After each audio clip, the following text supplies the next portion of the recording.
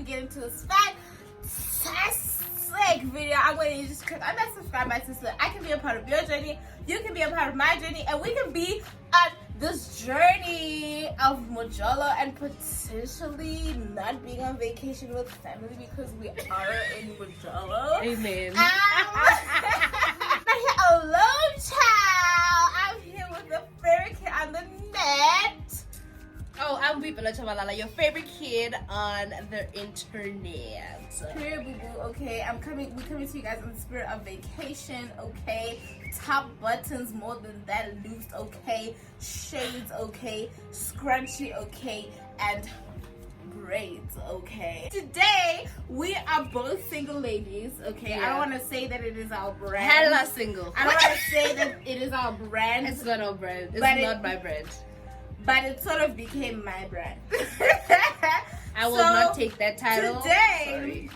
we are talking about like the difficulties of relationshiping in our heads. You know what I'm saying? Because we've been single for so long that the concept of a relationship right now It's is mind blowing. What? It's mind blowing. It just doesn't make sense. Like What?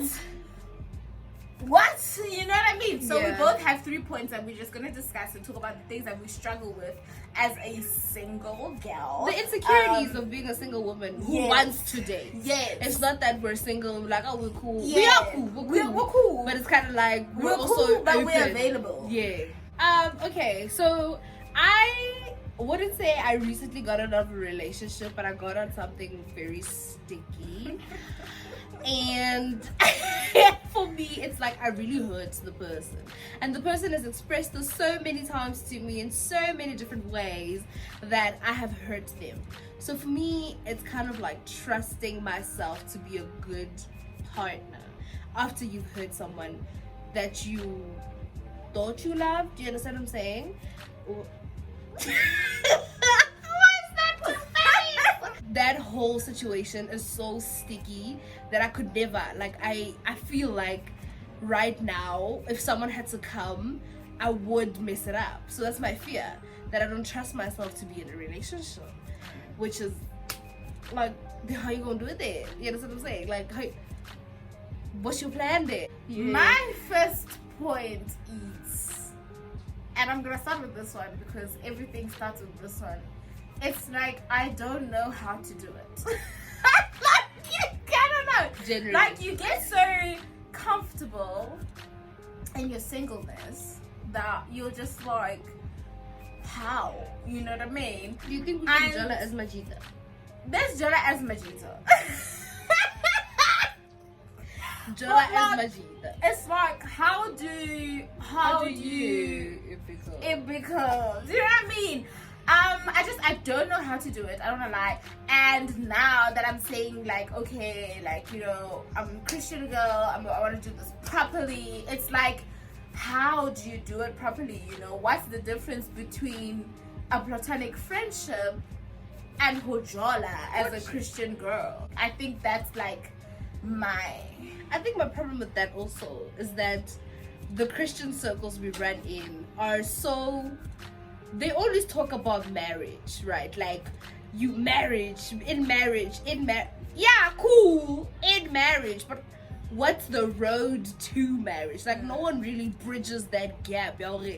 When you're dating, this is how you go about it. You told on group dates. yeah. Just group dates? You can't understand. Do I meet the family? Like what? Like there's so many blank spaces that you have to fill for yourself, and it's like, or that's not right, Yeah. you know? Yeah, Yeah. that's my general thing about it. My second point is that I don't have a good active example in my life of people who are in a healthy Christian relationship.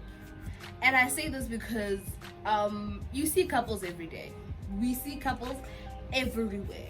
But it's like in my life, I don't have people that I can you know how people get counseled, you know, by an older couple, or they have like people that can turn to, that can confide in and stuff like that, like questions that they can ask and stuff like that. Like I don't have that. Like I don't have someone whose relationship I look up to and I'm like, oh my gosh, that is something I would like to mirror. Like there are some components, there's some aspects, there's some moral values that I would like to mirror in my relationship. Not necessarily relationship goals, but it's just looking at that and having a model of how a good Christian relationship looks like. And I say this because it's not only talking about like marriage. Like I'm not talking about a good marriage. That is the plan, that is the goal. But in the like in this phase, like I don't know people who are dating. Like I don't know people who are dating. I don't know people who are doing it, people who can answer my questions, people who have real time and real life experience about how to do this, because nobody's doing it. For me, another fear is, I don't know where it gets lost in translation. Okay, but we all get convicted differently by the Holy Spirit. Let me say that. And for me, I know for a fact, like, sex is off the table, like, no two ways about it, like, no foreplay, no, you understand what I'm saying? Like, no oral sex.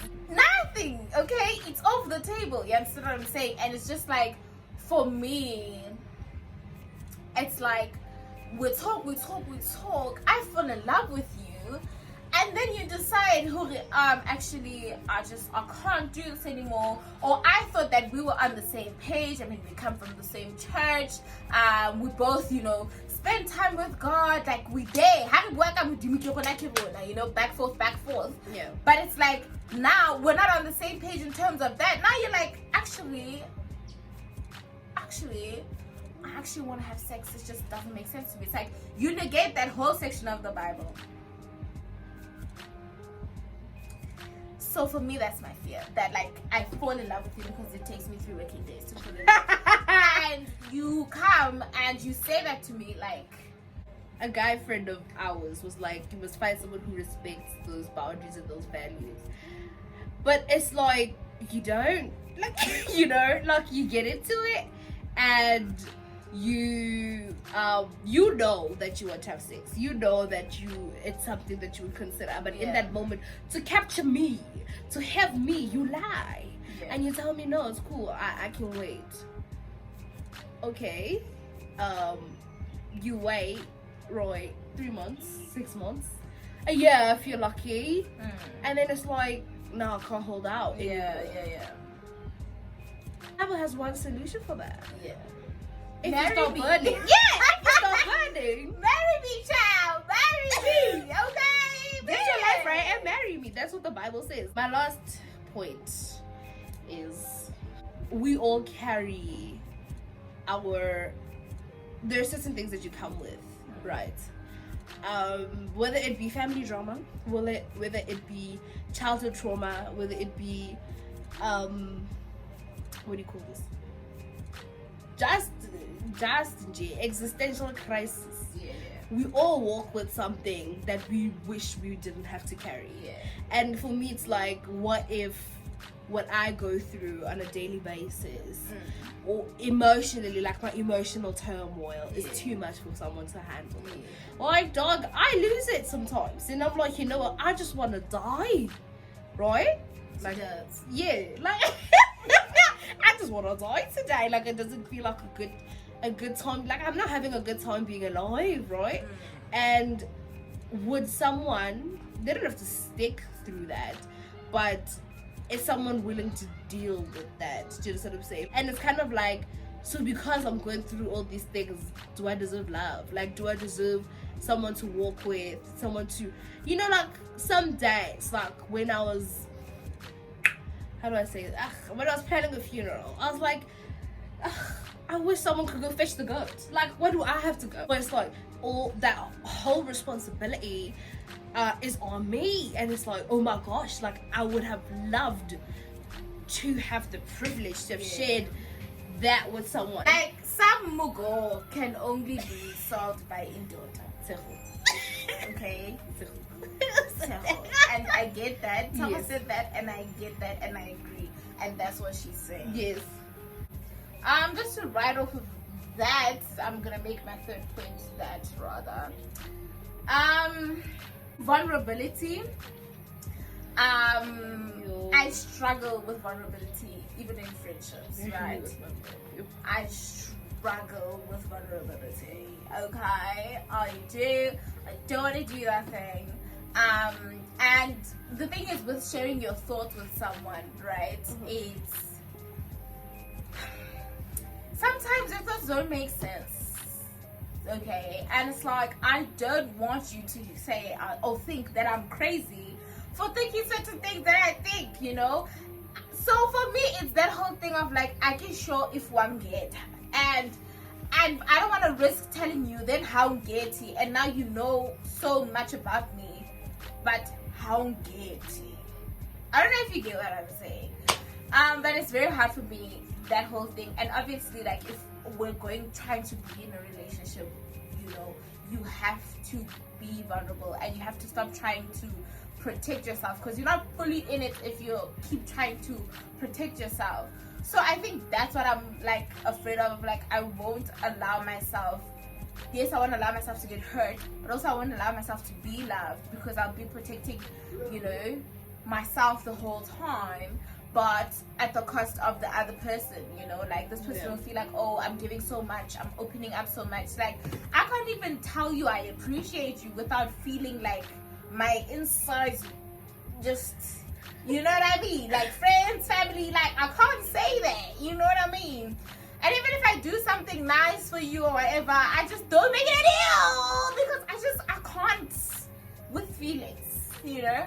So I think that's gonna be a struggle. So I'm very, very scared for that. But I'm hoping to work on it. I hope I can say to people I love them. I can't do that either. Yeah, those are our problems. There are many more problems. Yes. Okay, there are many more problems, but we just like, you know what, let's just summarize to like our top three. If anybody, like, if you have any like stressful things with going into a relationship, insecurities, about getting into a relationship, comment them down below. Go subscribe to Boipelo Tshabalala's YouTube channel, Road to 100K, and that's on per. And subscribe to my channel. You're already all the way here. Please make sure you watch all the ads, because I'm a broke girl trying to make money. Pretty rich girl trying to make money. And remember, no one died from subscribing. Exactly.